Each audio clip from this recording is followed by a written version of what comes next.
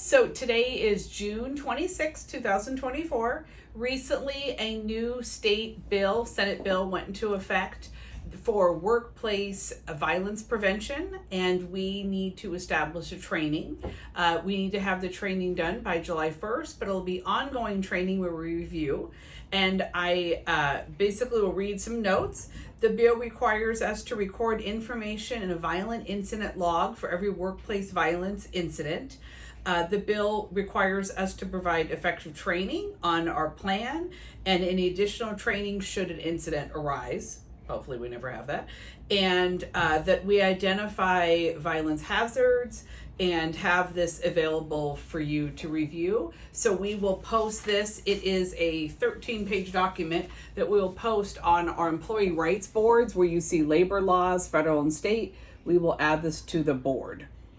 And I'm just going to read some highlights real quick. Becky, may I ask, is this regarding violence from the children or employees or other adults? Actually, I believe it's all. And I'll get to a little bit, but I believe it's all. So really, the idea is that we have a plan, and part of that plan is to log if there's incidents, to have consequences for those that are involved, and just self-reporting.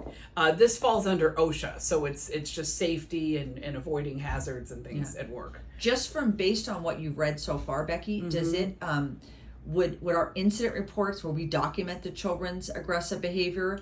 No, this would be, in fact, I'll read you the types. This would be workplace violence, this is type 1, committed by a person who has no legitimate business at the work site and includes violent acts by anyone who enters with the intent to commit a crime. So this would be something as high likelihood of resulting in injury, psychological trauma, stress, firearms. So this is much more than a child. Okay. Yes. Type 2 is, so that's someone who should not be here. Type 2 is violence directed at employees by customers, clients, patients, students, but we're talking a high level violence. Type 3 is violence against an employee by a present or former employee, supervisor, or manager. Type 4 is a violence committed in the workplace by a person who does not work there, but has or is known to have a personal relationship with an employee. Workplace violence does not include lawful acts of self-defense or defense of others. And so the idea is that there's procedures, rules, and logging if something of this magnitude should occur. If something does happen, the multiple persons responsible for the plan, Nancy Fuller, the owner, approves the plan and makes changes, and her phone number and email are listed here.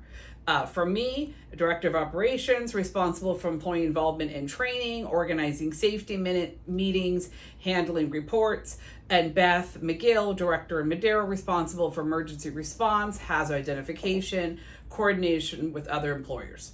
And then from then on, I just said administrators. But the idea is you tell someone if something happens, and most importantly, call 911 first if that should be a need. And then as far as our policy, honestly, a lot of it is somewhat repetitive. It's management, it's being aware, consequences if someone should have an incident against someone else, that we would do a personnel matter, look at possibly removing someone from the site. Obviously, if it's a parent, we would do everything to keep everyone safe is the primarily function of this plan. Communication with employees is just reviewing if someone should feel a threat. You may anonymously let us know. Just basically call us directly is your best plan. So we're going to wrap up the video so it can be sent because we're at over 4 minutes.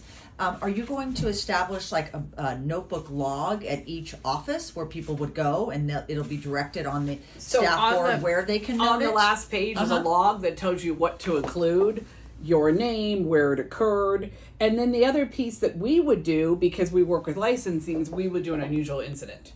Okay. And then when is the next training going to take place to kind of continue on with this? I said quarterly, and part of it is setting up an evacuation plan. So that's a little bit more than what we do for a fire drill. So we will continue to make the plans, but these will be available for you to look at and access at any time where we can make you copies, but we'll have them on the boards at each site. Will there be any outside training, or are you looking into that? I'm looking into if we need some sort of certification. There are companies that are offering programs for cost, but I've been in touch with OSHA. I'm waiting for a return call for some guidelines. Thank you. Thank you.